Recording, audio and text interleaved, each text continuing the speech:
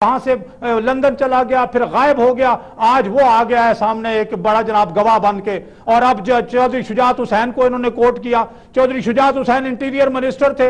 अगर वहां से कुछ बंदे लाके कत्ल होके मारगला की पहाड़ियों में, सबसे पहले तो अबेटमेंट पर चौधरी शुजात के खिलाफ एक FIR दर्ज होनी चाहिए कि जालिम तुमने ये क्यों छुपाए रखा है, किस बात के तुम इंटीरियर मिनिस्टर थे, तुम्हें अपने आईनी फराइज। ठीक है सदीकुल फारूक साहब, चौधरी शुजात साहब हमारे साथ लाइन पर मौजूद है, उनसे पूछ लेते हैं कि उन्होंने ये जुल्म क्यों किया कि ये बात छुपाई रखी इतने अरसे तक। इंटीरियर मिनिस्टर थे आप, फॉर्मर प्राइम मिनिस्टर रह चुके हैं पाकिस्तान के और सरबराह हैं पाकिस्तान मुस्लिम लीग के। नाज़रीन, चौधरी शुजात साहब से बात करते हैं। शुजात साहब, अस्सलाम वालेकुम and welcome to the show. वालेकुम सलाम। शुजात साहब, आपने सदीकुल फारूक साहब की गुफ्तगू सुनी? जी हाँ। अच्छा, दो बातें पूछना चाहूंगी। आपको इस ऑपरेशन का पता किसने दिया, किस तरह चला, कब पता चला आपको? देखिए जी, कोई चीज छुपी नहीं रहती और ना ही कोई चीज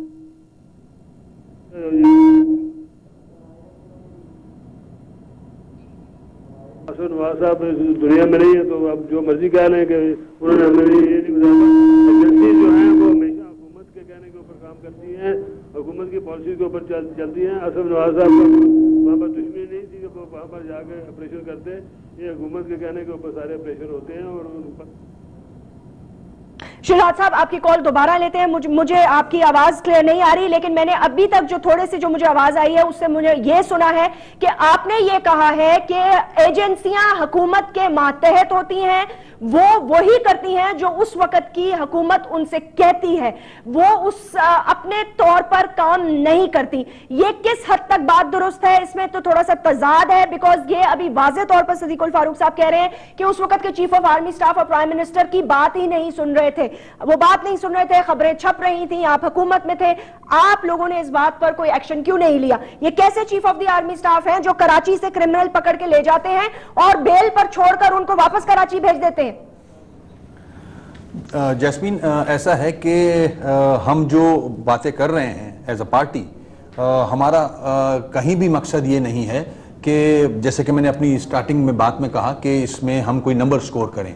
हम अभी भी चाह रहे हैं in the larger interest of the country कि आने वाले वक्त में वो लोग और उनके शागिर्द अभी भी हैं इंस्टीट्यूशंस में, ऐसे लोग हैं मौजूद जो कहीं ना कहीं कभी ना कभी वार करेंगे, तो उनको कम से कम वार्न कर दिया जाए। हम ऐसा एक्शन लें कि आइंदा आने वाले वक्त में फिर कोई हिम्मत ना करे इस किस्म के ऑपरेशन की, इस किस्म के भयानक ऑपरेशन की। हम विक्टिमाइज हुए हैं एज अ पार्टी, चाहे वो सियासी जमात हो, चाहे वो फौजी हुकूमत हो। हमें सबसे ज्यादा विक्टिमाइज किया गया है। हमारे 15,000 लड़के शहीद हुए हैं, हमारे 28 लड़के मिसिंग हैं आज भी, मगर हमने शोर नहीं मचाया, हमने सब्र किया।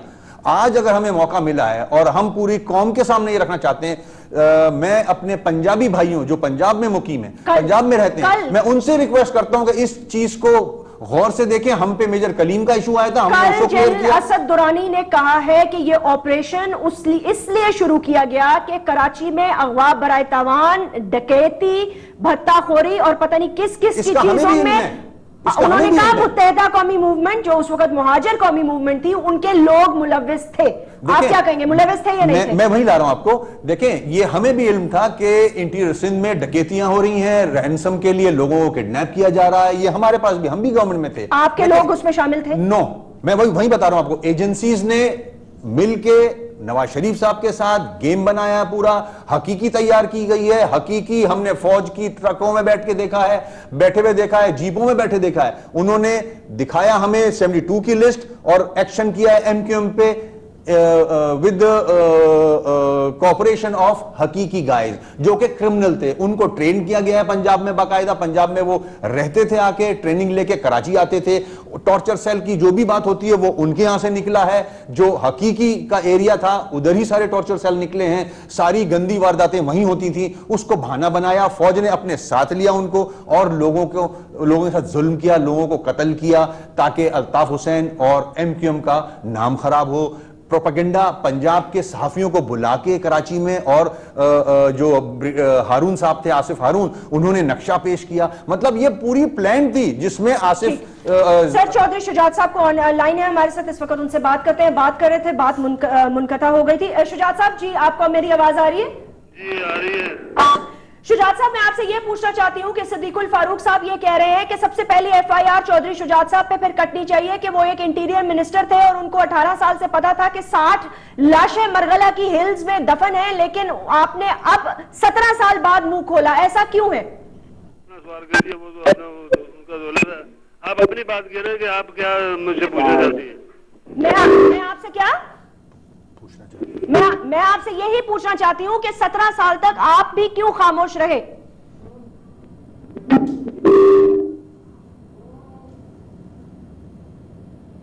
बात होती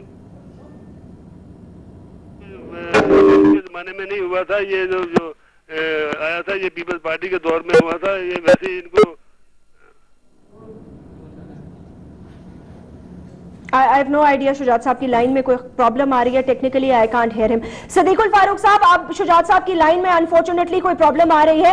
सवाल ये पैदा होता है कि जो थोड़ी सी बात मेरी समझ में आई है, उन्होंने ये कहा है कि एजेंसीज और एस्टैब्लिशमेंट जो है वो वक्त हुकूमत के कहने पर चलती है। चले मैं मान लेती हूं आपकी ये बात बिल्कुल वैलिड पॉइंट हो गया, इस पे कोई अख्तिलाफ नहीं हो सकता कि chief of the army staff जो है वो उस वक्त अपने ही किसी मकासद से चल रहे थे, बिकॉज उनकी एक स्टेटमेंट है जो न्यूज़पेपर्स में छपी थी। उन्होंने कहा कि इतनी सारी मुस्लिम लीग बन सकती है तो अगर 2 MQM बन जाएं तो क्या फर्क पड़ता है। दिस इज ऑन रिकॉर्ड, ये न्यूज़पेपर में छपी है।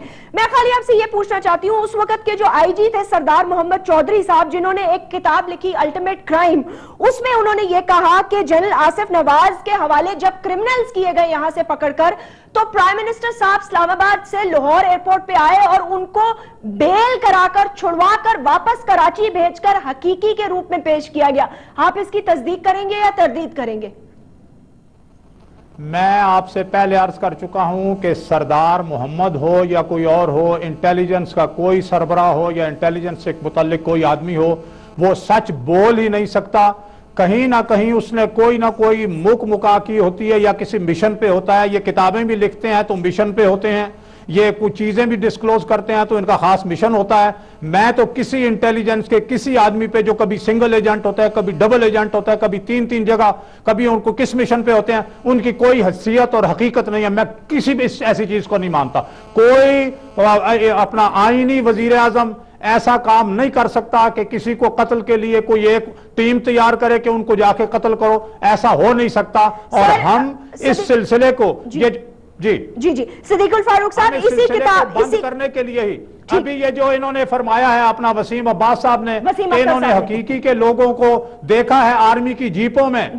गुज़श्ता दिनों में ये अलग बात है कि हकीकी के बहुत से लोग मारे गए हैं, हमारी मुस्लिम लीग नून के 12 लोग कराची में मारे गए हैं, पीपल्स पार्टी के मारे गए हैं। लेकिन अगर इन्होंने आर्मी की जीपों में देखा है और कुछ लोग आर्मी की जीपों में लेके फिर रहे थे या इनको लेके फिर रहे थे, हम इसी चीज का खात्मा चाहते हैं। हम इनसे भी दरखास्त करते हैं, खुदा के लिए आइए हम सब कानून के हवाले अपने आप को करें, रूल ऑफ लॉ के। इसीलिए हम ये भी दरखास्त करते हैं अल्ताफ भाई से कि अल्ताफ भाई, आप सिंध हाई कोर्ट ने आपको तलब किया है, वहां पेश हो जाएं। हम इनके साथ ताउन करने के लिए तैयार हैं। 3 शराइत पूरी करें।